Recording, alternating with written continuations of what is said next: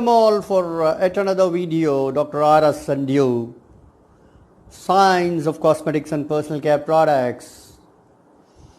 So today we are in part 25, Building Blocks, part C, section C of Building Blocks, Actives for Acne. Right? So now, in the building blocks, we have seen water, surfactants, emollients, humectants, rheology modifiers, antioxidants, chelating agents, antimicrobial preservatives, colors and perfume. Now, so the formulation base is made. Now we are looking into what are the actives in relation to cosmetics, personal care, and cosmeceuticals, not in relation to pharmaceuticals, as I am explaining in the building blocks for actives in the first and second section. Section C also I am repeating, because if you enter to a personal care industry, it's a challenge that you don't use an antibiotic or a steroid or a oral antifungal agents for addressing the conditions. You have to use the available cosmetic ingredients and then you have to deliver the benefits, right? So you have to practice that. It's better to know what are the other pharmaceutical ingredients that has to be prescribed by the doctor that can address the conditions. That's very good to know, but you should also be aware that those ingredients you can't use when you go to a cosmetic industry and you are developing a product to address those conditions. So that is the challenge, right? So that is why I am not covering all the ingredients, active ingredients that have to be that has to be prescribed by a doctor, right? Within the realm of cosmetics, personal care and cosmeceuticals, what we can use, that's what I am more interested in, right? So now, part 25 today, building blocks, C, actives for acne, right? So now, part 25, acne. Building blocks, C, part C, section C, acne. Section A we saw for actives for moisturization. Section B we how to control prickly heat. Section C we saw so section C is acne, right? Section C is acne.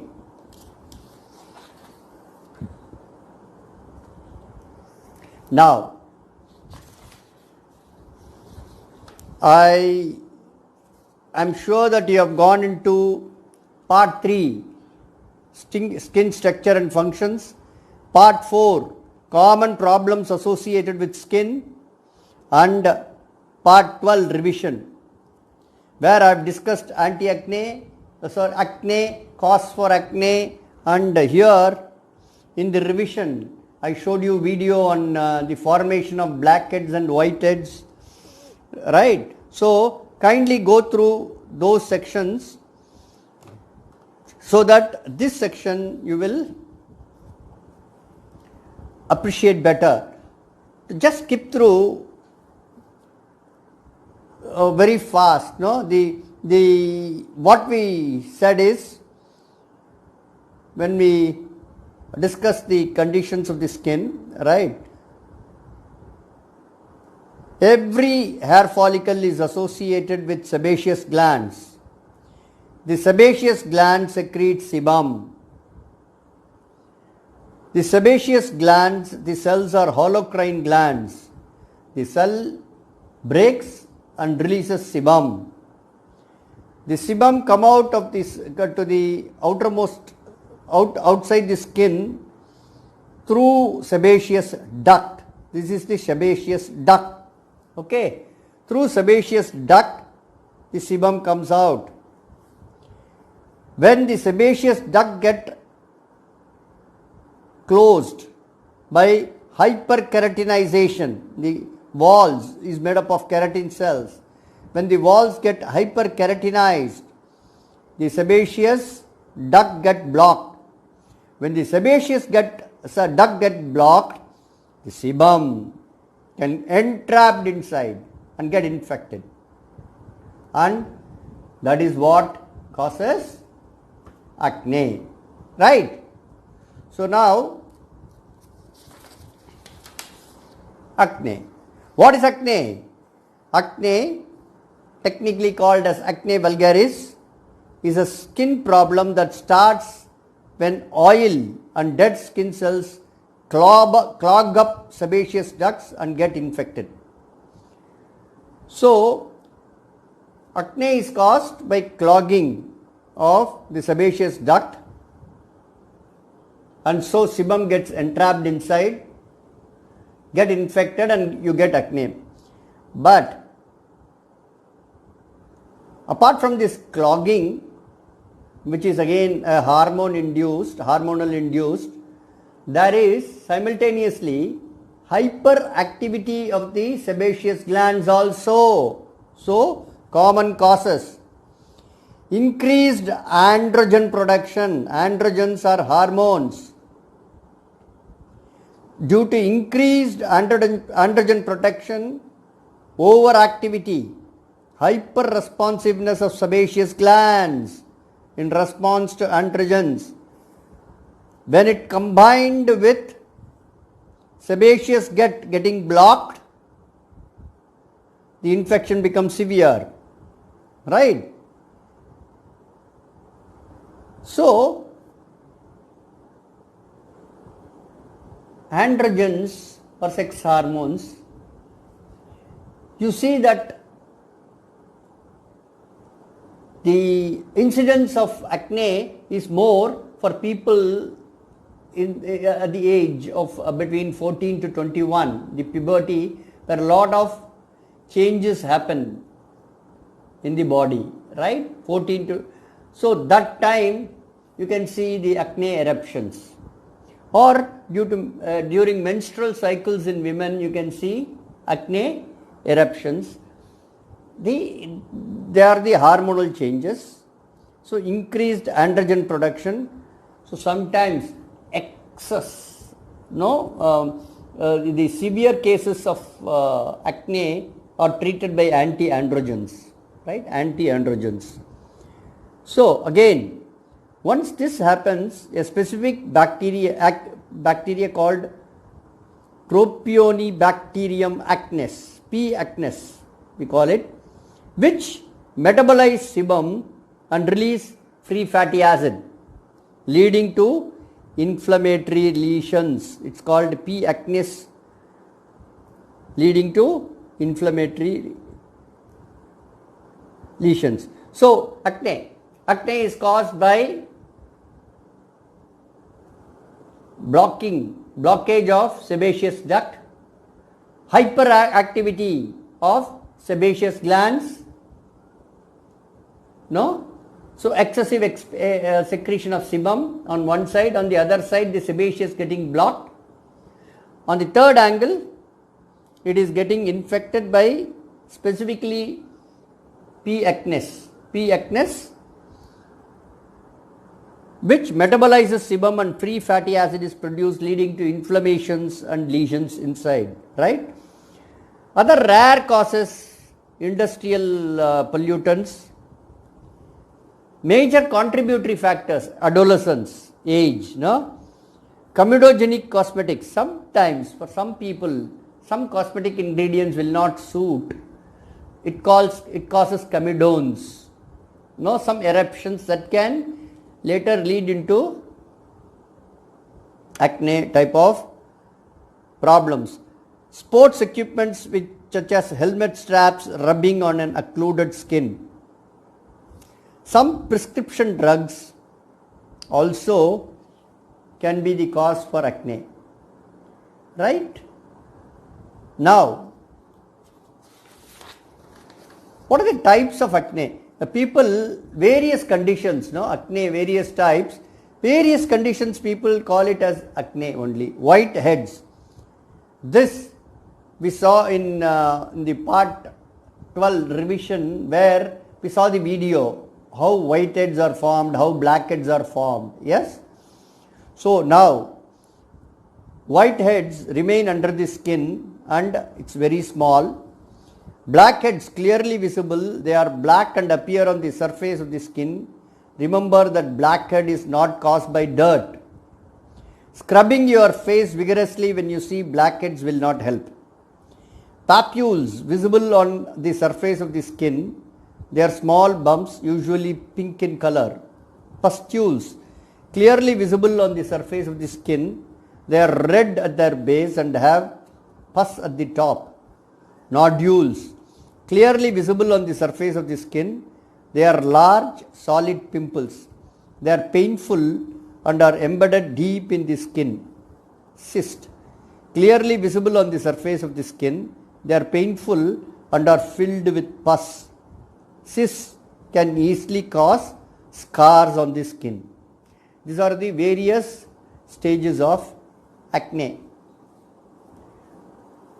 All these conditions people generally call as acne or pimples, right? So,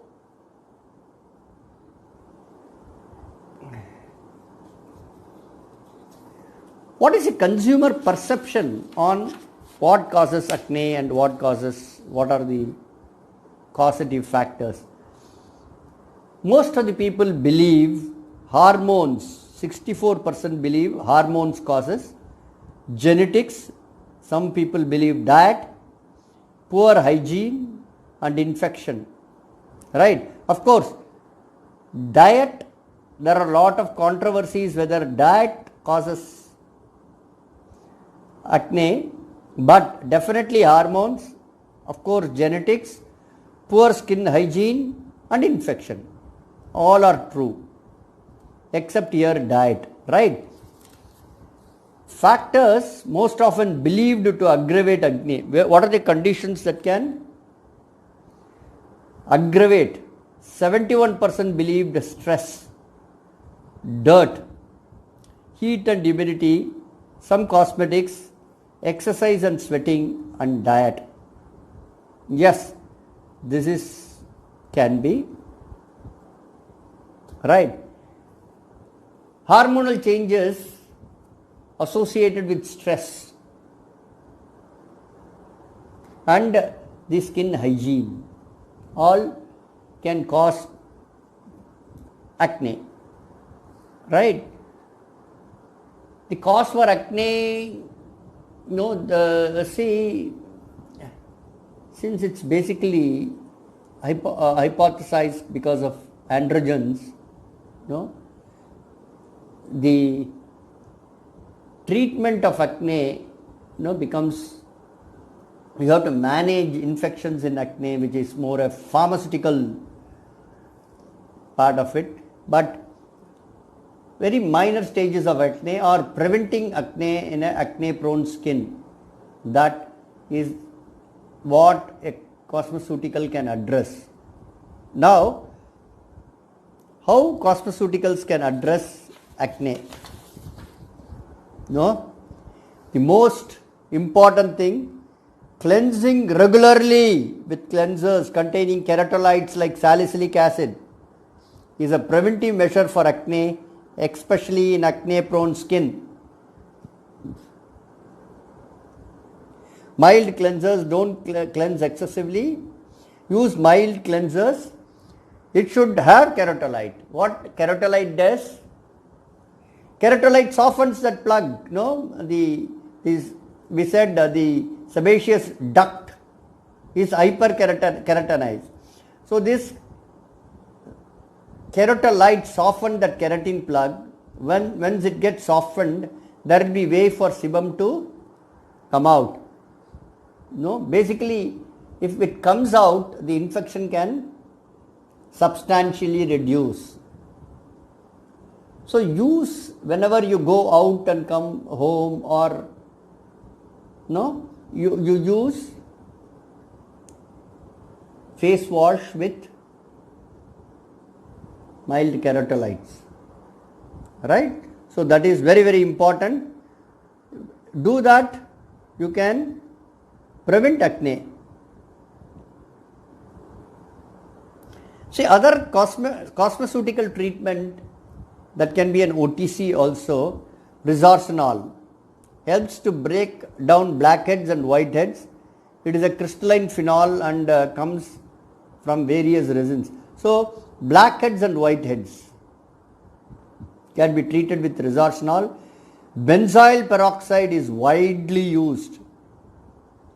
It is antibacterial and it's also a peeling agent, accelerating skin turnover and cleansing pores. It's a keratolite. What is accelerating cell turnover, which we repeated again and again and again, because when the stratum corneum is the outermost layer and the inner layers of the skin gets modified into various layers and finally into stratum corneum, which is a dead cell, group of dead cells, keratin cells. Now, it takes 28 to 35 days for one cycle. Now, old cell to go, new cell to come. Benzoyl peroxide, alpha hydroxy acid, beta hydroxy acids like salicylic acid, what they do is they increase the cell turnover, they decrease the cell turnover increase the cell turnover time. Now, cell turnover rate. When the cell turnover rate increases, right, the time for each new cells to form decreases, right? So, instead of 28 to 35 days, you can see the new cells forming in 20 to 25 days, because the rate has been increased, cell turnover rate has been increased. In the process, all the skin problems are being corrected, right? So, benzoyl peroxide, it clears the pores, it's a keratolite, that is a major function. It has antibacterial effect, it is a peeling agent. Peeling agent means it accelerates skin turnover and it outermost layer, like it sheds the outermost layer and increase the cell turnover rate. Benzoyl peroxide is widely used.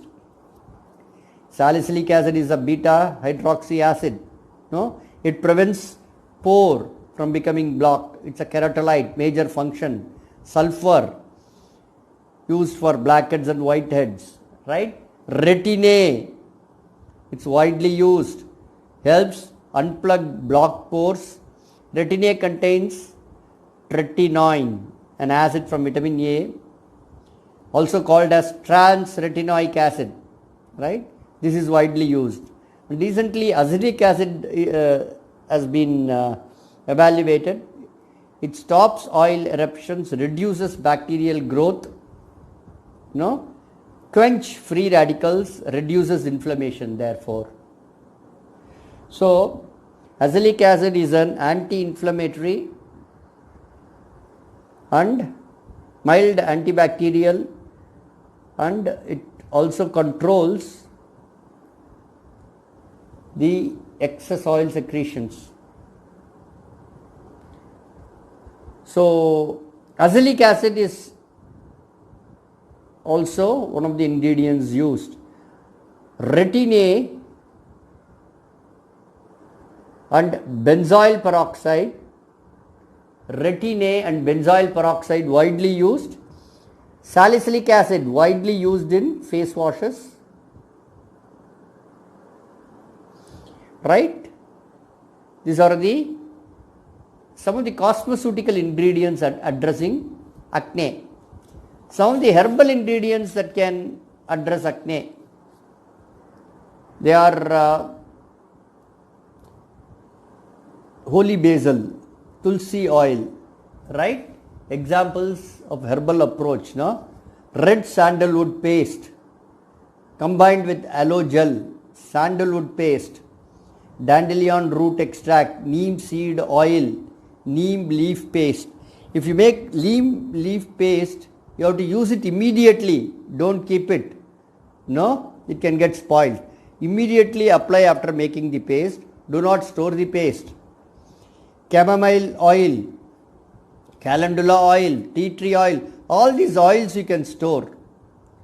No, if you make a paste out of things, don't keep it for long.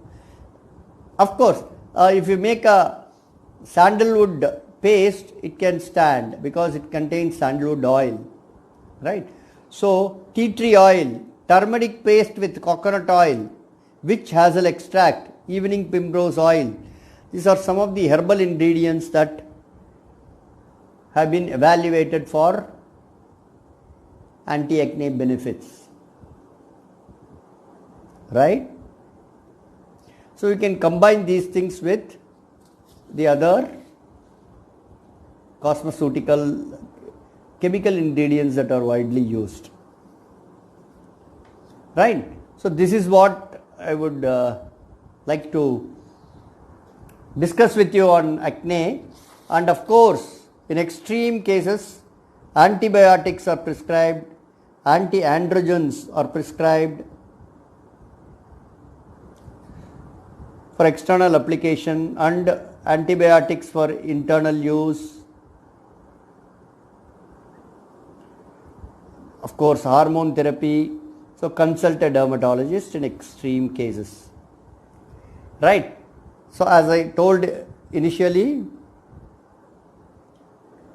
know, if you are a pharmacy student, know what are the other antibiotics, what are the hormone therapy, all those things. Very good, you should know. But if you enter into a cosmetic company, you can't use all those things, even in an acne product. A cosmetic product which addresses acne should not have all those ingredients, right? So it's a nice challenge, right? So now I end all my sessions with my life learning. Part 25, my life learning. Don't grasp for power. Thank you. Thank you for listening to me. We'll be in touch in the next session. Till then, bye.